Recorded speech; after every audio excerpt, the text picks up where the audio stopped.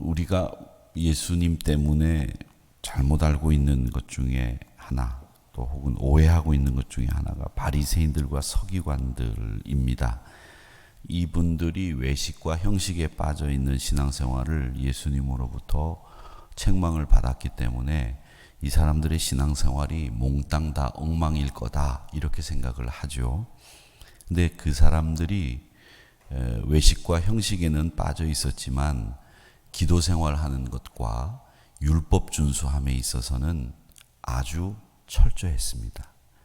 그래서 저희들이 예수님 때문에 바리새인 서기관 그 사람들의 나쁜 신앙생활의 양태는 본받지 말아야 되겠지만 그들의 신앙의 외식, 형식 이런 것들은 배격해야 되겠지만 그들이 가지고 있었던 신앙의 철저함 그것만큼은 본받아야 된다. 이런 생각을 자주 합니다. 그 가운데 그들은 이 기도 생활에 있어서는 철저한 양식과 규정을 지켰다는 겁니다. 물론 마음에 있어서 그런 행동을 한 것이 아니라 사람에게 보이기 위해서 그렇게 했지만 그들은 기도 생활에 있어서 그 규정에 철저한 자신의 헌신을 했다는 거죠. 그 유대인들은 이 예배가 기도라고 할 정도로 이 예배 생활을 기도로 진행했습니다. 하루 그 예배 시간을 기도 시간으로 정해놓고 하루를 거의 기도하면서 보냈다고 해도 과언이 아닐 정도로 유대인들은 기도하는 일에 매진했습니다. 하루에 3번 기도한 것으로 알려져 있는데 아침 기도를 뭐라고 하느냐면 샤하리트라고 불렀습니다. 이 샤하리트라고 하는 아침 기도는 주로 무엇을 읽느냐 하면 축복문을 읽었습니다. 그리고 점심 기도, 오후 기도는 민하라고 해가지고 이 민하의 점심, 이 오후 기도에는 항상 찬양을 하는 기도를 올렸습니다. 그리고 이제 저녁에 잠들기 전에 이 사람들이 하던 기도, 저녁 기도가 마리브라고 하는데 이건 쉐마라고 하는 말씀 읽기를 주로 하면서 기도를 했습니다. 그래서 하루를 축복문을 읽고 찬양하는 기도를 하고 그리고 하나님의 말씀과 규정을 읽으면서 마쳤다. 그 하루가 연결되어서 이스라엘 사람들 유대인들에게는 절기가 되고 그 절기가 연결이 돼서 1년이 됐다. 이렇게 보면 이 사람들의 1년 삶은 항상 이 기도로 이어졌다라는 것을 볼 수 있습니다. 여러분, 그러니까 이 유대인들의 기도 양식을 우리 생활 속에서도 적용할 수 있겠죠. 아침에는 많은 사람들을 축복하고 하나님에게 축복을 구하는 기도를 하시고 점심때에는 찬양하고 하나님의 영광을 드러내는 기도를 하시고 그 다음에 저녁에 기도하실 때는 말씀 한 절을 가지고 묵상하면서 그 말씀대로 내가 살았는지를 반성하고 또 내일 내가 어떻게 살 것인지를 생각해보는 이 축복과 찬양과 말씀이라고 하는 테마를 가지고 하루 3번 기도했다라고 하는 걸 여러분 기억해 두시면 좋겠습니다. 이렇게 유대인들의 기도 관습이 있었는데 예수님도 이 유대인들의 기도 관습에 따라서 오늘 말씀에 보니까 한적한 곳에 가사 거기서 날이 밝기 전에 기도하셨다라고 되어 있으니까 이 예수님의 기도도 유대인의 관습에 의하면 아침 기도를 하러 가신 것이고 이것 사하리트라고 말씀을 드렸죠. 샤하리트라고 하는 기도를 드린 겁니다. 자, 그렇다면 유대인들이 왜 기도에 최선을 다했느냐? 물론 기도가 하나님이 명령하신 내용이기도 하지만 예수님이 새벽부터 기도하셨던 일, 유대인들이 그렇게 하루에 3번 기도했던 일은 왜냐? 그 기도가 가장 중요했기 때문에 그랬습니다. 여러분, 우리 성도가 주님과 함께하는 것이 가장 큰 복이라고 말씀드리지 않았습니까? 그 주님과 함께하는 가장 좋은 방법이 바로 기도입니다. 그러니까 여러분, 복받기 위해서 해야 될 일이 기도입니다. 주님과 멋진 동행을 이루는 일이고 주님과 함께 가는 것은 기도를 통해서 갑니다. 기도를 통해서 주님과 함께 간다. 주님과 동행하는 가장 좋은 방법이 기도다라고 하는 겁니다. 누군가 우리가 문제가 생겨서 풀어야 될 일들이 있을 때, 야, 좀 만나자. 좀 만나서 얼굴 보고 이야기하자. 이런 이야기들을 하면서 제안을 하죠. 그건 그 사람과 만날 때 문제가 해결될 거라고 하는 기대를 가지고 그런 제안을 하는 건데, 여러분, 주님과 만나는 일, 그건 주님과 우리 사이에 있는 많은 것들을 해결하는 통로가 되고 또 해결하는 방법이 됩니다. 그래서 그와 대화를 나누는 이 기도를 여러분 중요하게 생각하시기 바랍니다. 그리고 여러분들이 맡은 사역, 그게 작은 일이라고 할지라도 굉장히 소중하고 굉장히 어렵고 굉장히 힘든 일입니다. 왜? 생명을 다루는 일이기 때문에 그렇죠. 의사가 생명을 다루는 일을 하는데 그 의사는 육체의 생명을 다루는 일을 하지만 여러분들은 영혼의 생명을, 영적인 생명을 다루는 일을 여러분들이 하고 계시는 겁니다. 그렇기 때문에 굉장히 힘들고 어려운 일들을 여러분 하고 계십니다. 주님은 한 영혼을 얻는 것이 천하를 얻는 것보다 소중하다고 말씀하셨습니다. 그렇기 때문에 그 생명을 구하는 일에는 주님의 강력한 도움이 필요하죠.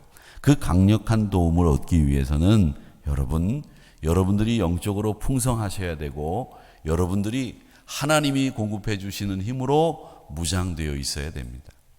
여러분들이 만약에 영적으로 빈곤해지시면 여러분들이 이 생명을 다루는 일을 제대로 할 수가 없습니다. 그래서 여러분들에게 영적인 풍성함이 꼭 필요한데 이 영적인 풍성함은 성경적인 지식으로 쌓여지는 게 아닙니다. 성령의 능력을 의지하지 않고서는 영적의 풍성함을 유지할 수가 없어요. 그러기에 사랑하는 성도 여러분, 성령의 능력을 의지하시고 하나님이 공급해 주시는 힘으로 여러분들이 영적인 풍성함을 누리셔야 돼요. 영적인 풍성함.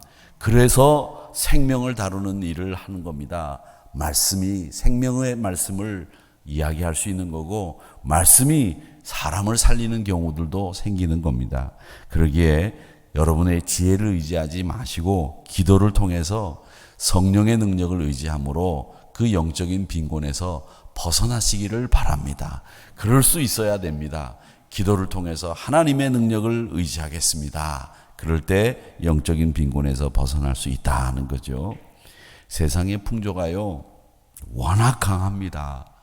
세상이 얼마나 강하고 세상의 풍조가 여러분을 얼마나 흔드는지 모릅니다. 그래서 성도들은 어떤 생각을 하느냐면 이거 뭐 다들 그렇게 하니까 나도 그렇게 살아야 되겠다. 적당히 타협하려고 하는 마음들을 다 가지고 계세요.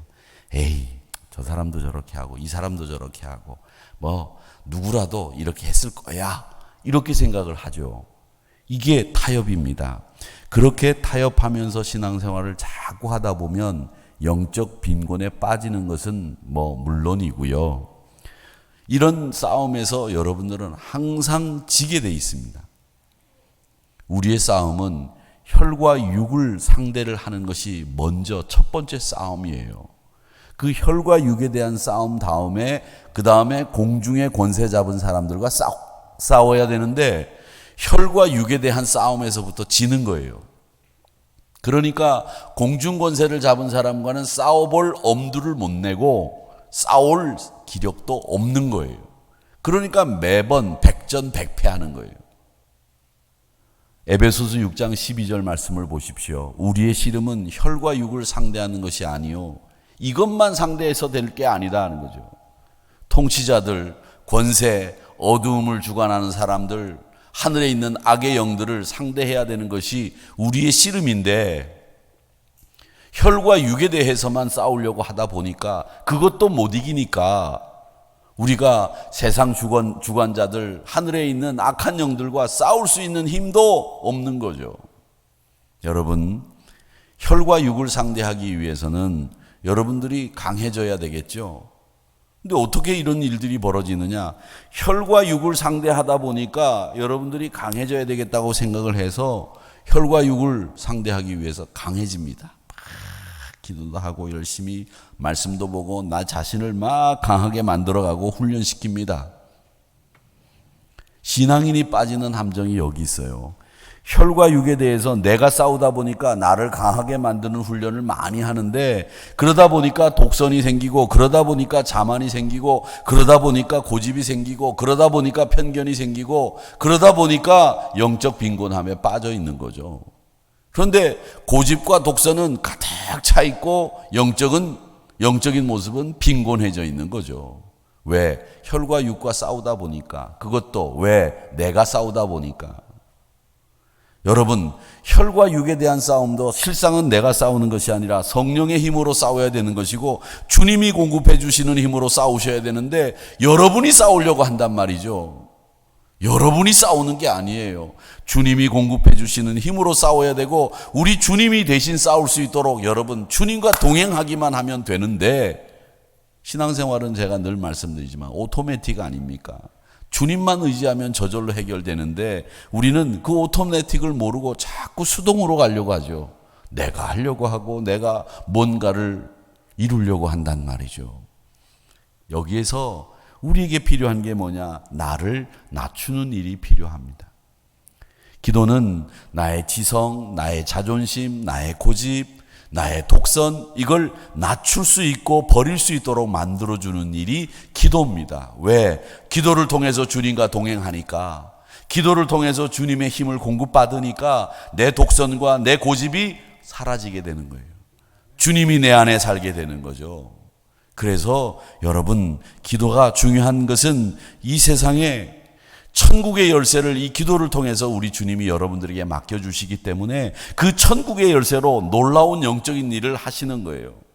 우리 문을 들어가는 열쇠를 가지는 것보다, 비밀번호를 아는 것보다 천국을 들어가는 비밀번호를 여러분들이 아셔야 되는데, 그 비밀번호를, 열쇠를 주님이 여러분들에게 주신다는 말이죠. 그걸 가지고 천국의 열쇠에 천국의 보화를 여러분 마음껏 누릴 수 있어야 되겠는데, 그게 바로 뭐냐? 기도를 통해서 그 천국의 열쇠를 여러분들의 것으로 만드는 겁니다. 그러기에 우리 사랑하는 성도 여러분, 멋진 신앙인들을 보십시오. 그분들은 그 신앙의 경주를 감당하면서 항상 뭘 했느냐? 기도 생활을 게을리하지 않았습니다. 배후에는 항상 기도의 능력이 자리 잡고 있었다는 겁니다. 기도의 능력이 지배하는 사람이 이겼습니다. 신앙생활은 바로 기도 생활이고요. 이 기도 생활은 하나님과 연합하는 일이고요. 기도하는 사람이 거룩하게 되고, 기도하는 사람은 이 거룩을 기도를 통해서 만들어가는 겁니다. 하나님은 기도하는 사람과 함께하기 때문에 기도하는 사람이 거룩한 거죠.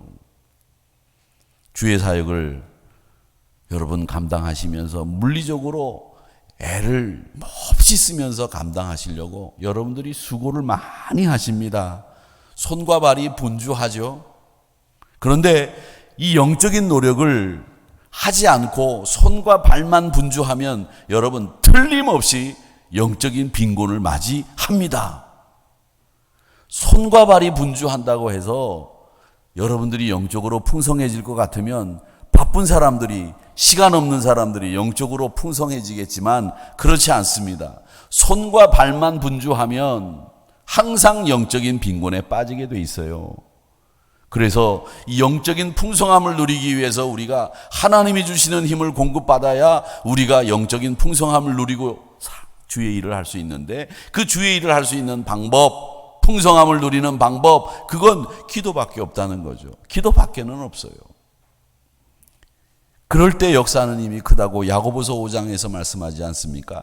야고보서 5장 16절의 말씀입니다. 그러므로 너희가 서로 죄를 고백하면서 서로 죄를 고백하고 고하고 병 낫기를 위해서 서로 기도해야 되는데, 역사하는 힘이 큰 기도는 어떤 기도냐? 의인의 간구가, 의인의 기도가 역사하는 힘이 크다, 그렇게 말씀하셨거든요.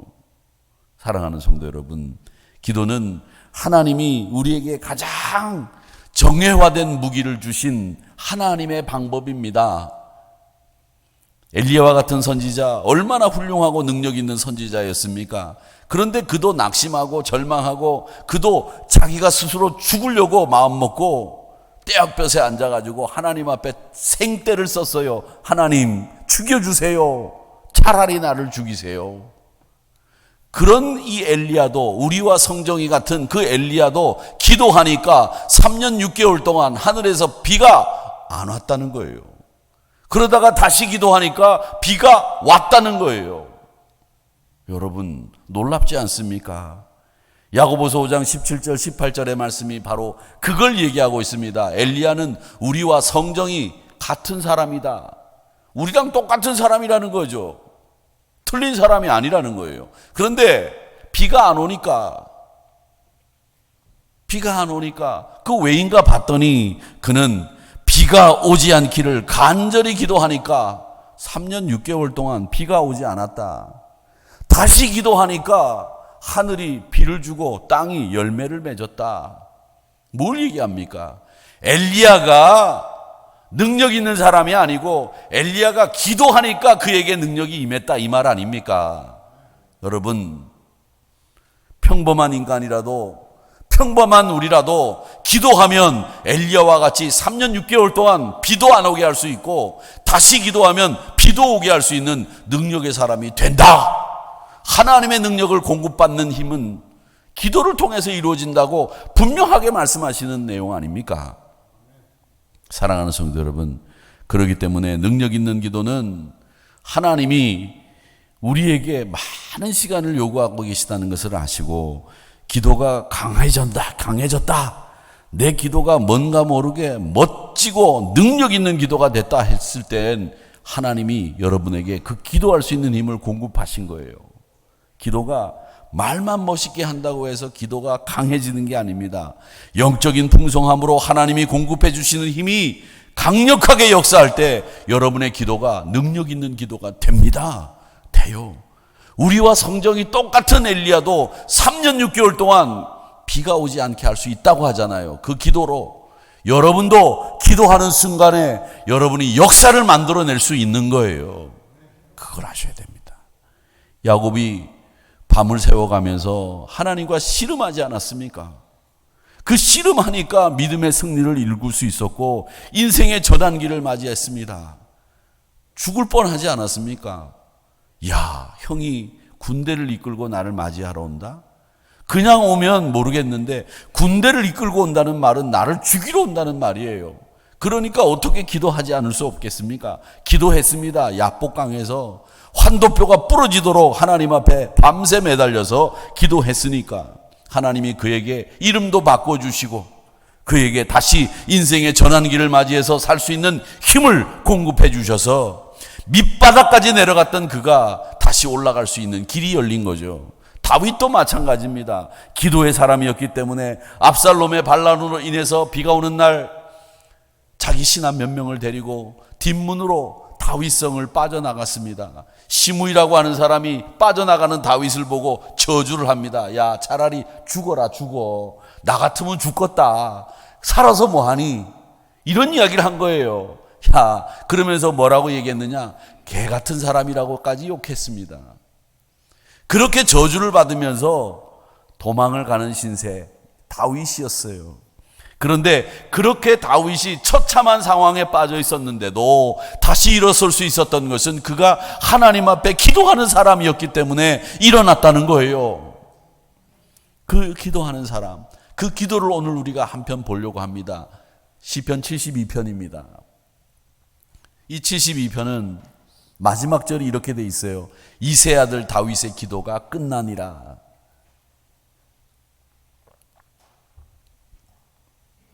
그런데 72편 표제어는 이렇게 되어 있습니다. 솔로몬의 시. 앞뒤가 안 맞죠? 솔로몬의 시인데 72편 20절이 마지막 절인데 마지막 절에는 이세 아들 다윗의 기도가 끝났다 이렇게 되어 있거든요. 아니 근데 다윗의 기도인데 왜 표제어는 솔로몬의 시라고 되어 있지? 이 72편이 여러분 이유가 있습니다. 솔로몬의 시라고 하는 말은 후대 사람들이 붙인 표제어예요.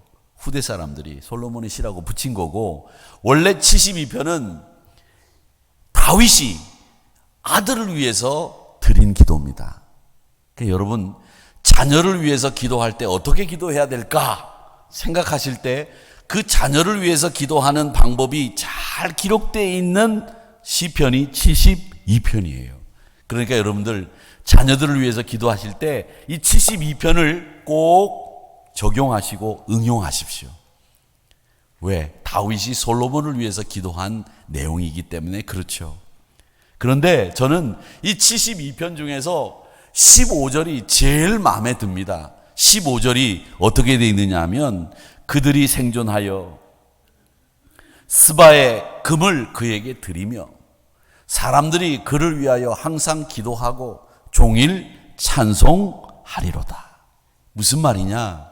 하나님, 우리 아들이 살아있을 동안에 누군가가 이 세상에서 제일 좋다는 스바의 금을 갖다 주고 사람들이 우리 아들을 위해서 항상 기도하고 사람들이 우리 아들을 위해서 종일 찬송하게 해 주십시오. 그 말이에요. 좀 약간 이기적인 기도인 것처럼 보이지만 이 말은 우리가 흔히 우리가 잘 부르는 복음성가 중에 누군가 널 위하여 기도하네라고 하는 찬송이 있지 않습니까? 누군가 널 위하여 누군가 기도하네. 제가 노래를 잘 부르면 처음부터 끝까지 쫙 부르면 여러분 은혜가 될 테겠는데 제가 아침에 노래를 잘 못 부르니까 그거 양해해 주시기 바랍니다. 양해가 되시죠? 양해가 안 되시는 분들은 손을 들어 표하시면 계속 부르겠습니다만은 누군가 내 아들을 위해서 기도하는 사람이 있게 해달라고 하는 기도예요. 나도 내 자식을 위해서 기도하겠지만 누군가 항상 기도하는 사람이 내 자식을 위해서 누군가 항상 기도하는 사람이 하나님 있게 해주세요. 이 기도가 72편 15절의 내용입니다. 여러분 멋지지 않습니까?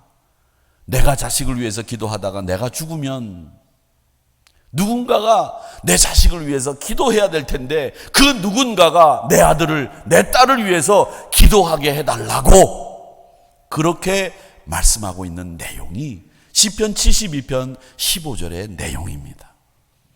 사랑하는 성도 여러분, 이 기도만큼은 오늘 아침에 잊지 마시고 가시고 이 기도를 이제부터 여러분 자녀들을 위해서 꼭 하시기를 축원합니다.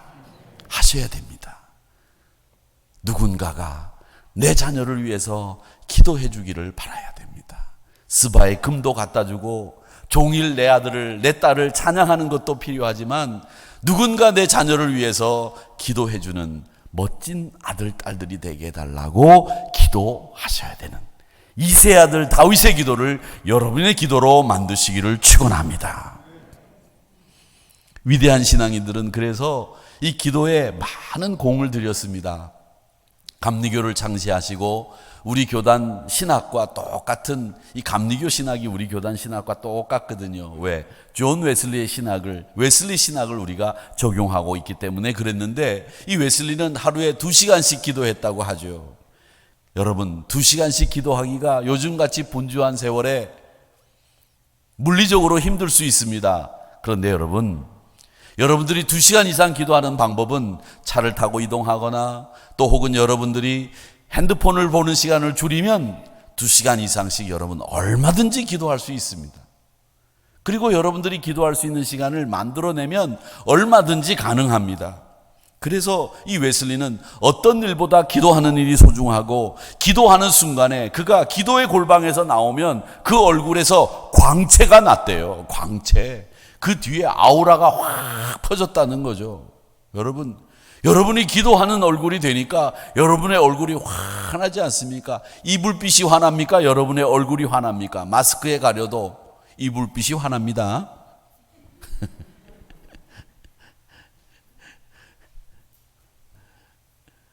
광채가 난다는 거죠. 웨슬리가 골방에서 기도하고 나오니까 광채가 나왔다는 거죠. 지금 그 미국 사람들은 기도하는 사람들은 그 집 2층으로 올라가는 계단 밑에 골방 같은 거 있잖아요. 그걸 기도방으로 만드는 유행이 한번 있었다고 합니다. 그래서 집을 팔고 이사를 갈 때 다음 이사 오는 사람에게 집을 보여주면서 이 방은 기도의 방입니다. 그러니 당신도 내가 기도의 방으로 썼던 것처럼 기도의 방으로 써주셨으면 좋겠습니다. 이렇게 이야기를 한다는 거였죠. 여러분 사시는 집에 여러분들이 꼭 이 기도의 방을 아니면 기도의 자리를 하나씩 마련해 주십시오. 우리가 텔레비전을 보기 위해서 소파를 갖다 놓고 그 자리를 마련하는 것처럼 기도의 자리를 우리 믿음의 사람들이 집에 만드는 것은 꼭 필요하다고 생각을 합니다. 그 자리가 거창한 자리가 아니어도 좋아요. 그냥 의자 하나 갖다 놓고 그 의자에 앉아도 그 자리가 기도의 자리가 되게 하시고요. 식탁의 자리면 어떻습니까? 여러분이 부엌에서 일하는 자리면 어떻습니까? 이 자리가 나는 기도하는 자리다 선언하세요. 그리고 나는 이 시간에 나는 기도하겠다. 그리고 여러분들에게 밝히세요. 스스로. 누구한테 얘기 안 해도 됩니다. 이 자리는 내가 기도하는 자리고 이 시간은 내가 기도하는 시간이다. 선언하세요. 그리고 그 시간에 그 자리에 가게 되면 기도하시면 됩니다. 무슨 일을 하시면 어떻습니까? 여러분 마음에 하나님과 통하는 기도의 끈이 연결되면 여러분들이 어떤 일을 하시든지 기도할 수 있으시거든요. 그러기에 기도의 방을 꾸미시고 장소를 정해 주시기를 바랍니다.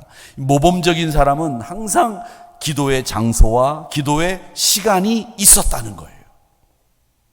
기도를 위해서 구별된 장소, 그 기도를 위해 구별된 시간을 사용한 사람들이 기도의 사람들의 특징이었다라는 것이죠. 기도의 사람들은 다이아몬드와 같이 강한 힘을 가지고 있어서 돌에도 이름을 새기고 어떤 것에도 이름을 새길 수 있는 능력이 있었다고 하지 않습니까? 그러니까 여러분, 다른 게 여러분의 이름을 남기고 이름을 기록해 두는 것이 아닙니다. 여러분들이 기도의 사람이 될 때 우리 한우리교회에 이름을 강하게 남겨두고 가시는 거예요. 그 이름을 남겨두고 가시려면 기도의 사람이 되셔야 된다라고 하는 거죠.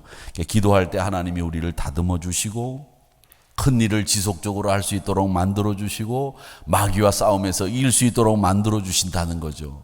여러분 영적 싸움을 하시고 계시는 건데 그 영적인 싸움에서 승리하는 신앙인들은 이 기도로 인내해서 견뎠고 승리를 이끌 수 있는 도구가 기도였다고 생각했다는 거 잊지 마시기를 바랍니다. 기도는 3가지 필수 조건이 있다는 것을 말씀드리고 끝내려고 합니다. 첫 번째는 기도는요, 통하여라고 하는 원칙이 있습니다. 주님이 유일한 통로입니다. 독생자이신 예수님의 그 이름을 통해서 기도가 이루어지는 거예요. 이게 통하여의 원칙입니다. 기도의 원칙은 예수의 이름으로 통하여, 기도는 그냥 아멘으로 끝나는 게 아니라 예수님의 이름으로 기도드립니다. 통하여 원칙이 하나 있습니다. 주님을 통해서 기도가 이루어지는 거다. 로마서 5장 2절에 보니까 그로 말미암아 우리가 믿음으로 서 있는 이 은혜에 들어감을 얻었으며 하나님의 영광을 바라고 즐거워하느니라. 그로 말미암아 우리가 그를 믿음으로 그의 믿음에 서 있는 이 은혜로 말미암아 통하여입니다. 그 다음에 2번째 원칙은 안에서라고 하는 원칙입니다. 여러분 기도는 성령 안에서 기도하셔야 돼요. 성령 안에서. 성령 밖에서 기도하면 엉뚱한 기도하는 거예요. 그 기도가 인간적인 기도가 되는 거죠. 우리의 빌바를 알지 못하나 그가 탄식하는 그가 우리를 도우시기 때문에 성령 안에서 기도하셔야 됩니다. 우리의 간구가 무엇인지를 아시는, 우리의 빌바가 무엇인지를 아시는, 탄식하시는 그 성령님 안에서 기도한다. 이게 2번째 원칙. 그리고 마지막으로 향해서 기도하셔야 됩니다. 향해서. 간구의 대상이 누구냐? 하나님이시다. 사람으로는 할 수 없으나 하나님으로서는 할 수 있다 말씀하셨죠. 마태복음 19장 26절 말씀을 보십시오. 예수님께서 그들을 보시며 이르시되 뭐라고 말씀하셨느냐? 사람으로는 할 수 없으되 하나님으로는 다 하실 수 있느니라. 그렇게 말씀하셨거든요. 하나님을 향해서 기도하셔야 됩니다.